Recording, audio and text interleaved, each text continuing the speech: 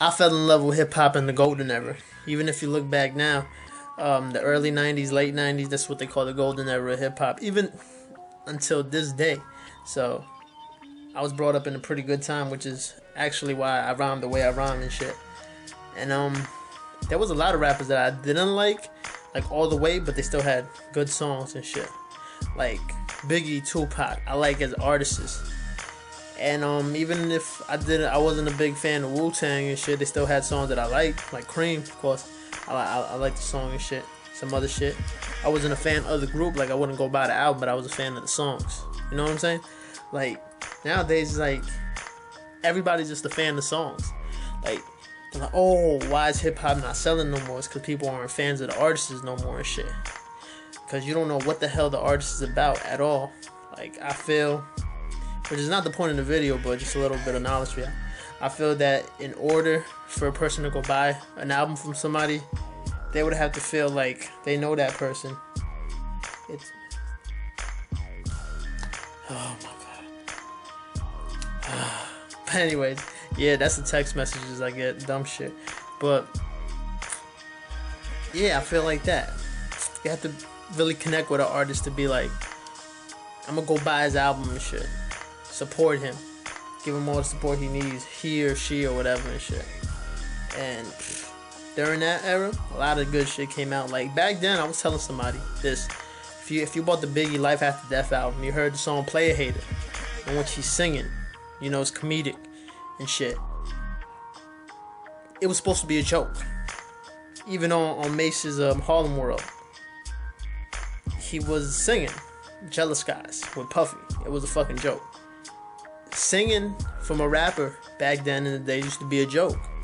Nobody really did it. Even Tupac, he fucked around. He was singing and shit sometimes, and he was a joke. You hear him laughing in the ad-libs and shit. It was a joke.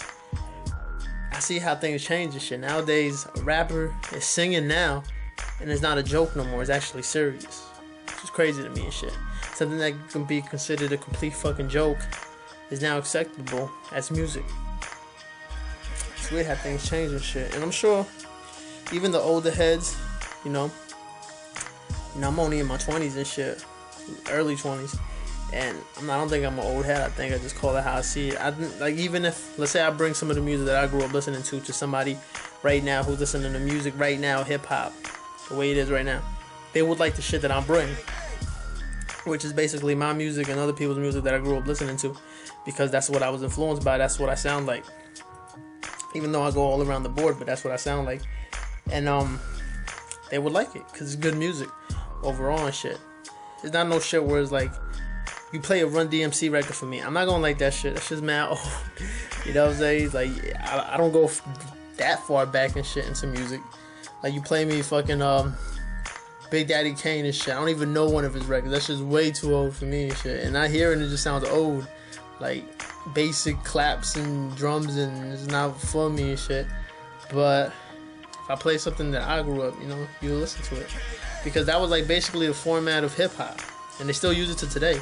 Even though there's a lot more singing and a lot more slower beats and a lot more like senseless rhyming and shit. And what I mean by senseless rhyming is like the metaphors they use nowadays. They use a lot of similes. It's not really like punchline shit. It's like similes. Like somebody fucking, they'll compare their gun to a fucking book, some shit. Nigga, I open your chest up. So that's some stupid shit like that. It's like more similes. It's not really like train of thought, which is why I don't get oohed or odd by the rappers of today and shit. Like lyricism to me is like, I hate to come back to this artist all the time, but he is my favorite rapper and shit, Tupac. Like to him, like to me, lyricism was that, not punchlines that didn't mean shit. Like you just say some clever shit about, ooh, wow, that's not lyricism to me and shit. Or saying a whole bunch of words that rhyme together, that's not lyricism to me. If you could paint a picture and make the person see that picture, to me, that's lyricism. Tupac, he could have used the smallest words ever known to man, but he was one of the greatest lyricists of all time because he could paint a picture and you could fucking see what he meant by the end of that picture. That's what lyricism is. To me, Biggie, he was the first rapper I ever liked, to be honest. Him, like the No Way Out album, Puffy, Mace, The Locks and shit. Biggie, that was the first album I ever liked, and Biggie was the first rapper I ever liked.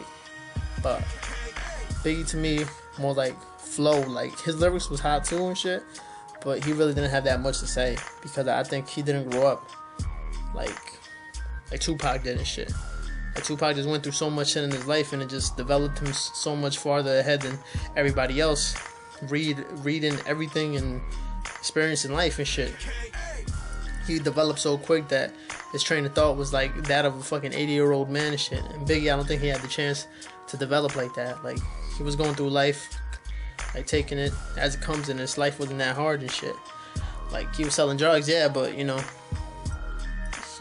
he wasn't getting harassed by the cops or fucking beaten down, or like, you know, his mother was like basically a hard-working woman and shit. He went to like private schools and shit. But yeah, like, depends on how you develop and shit. Like, to me, that's why I think Tupac, he spit so much knowledge because he developed so quick. Biggie, I love his flow. I like, you know, flow-wise, of course, we all say Biggie's better and shit. Like, he had more like, he could do quick, do fast, go slow as hell, fucking break it down. His hooks was unbelievable and shit. You know what I'm saying? Like, those two rappers laid out the blueprint for what it is. Even though I think Biggie came from Tupac, but he created his own style. But if you look back, I think Ready to Die sounded like a Tupac album, somewhat. But he was still kind of doing his own thing. But then he finally found who he was and what he was gonna be in life after death. That's my opinion. But I think Biggie and Tupac, those are the two rappers that, to me, Pac's like at the top of what the music is right now, and it breaks down from him and shit, because he just took everything and embodied it. So did Biggie for the most part. But yeah, that's what it is. Hear the phone ringing. That's my life. I usually put my shit on silent, but oh well. Streetshood.com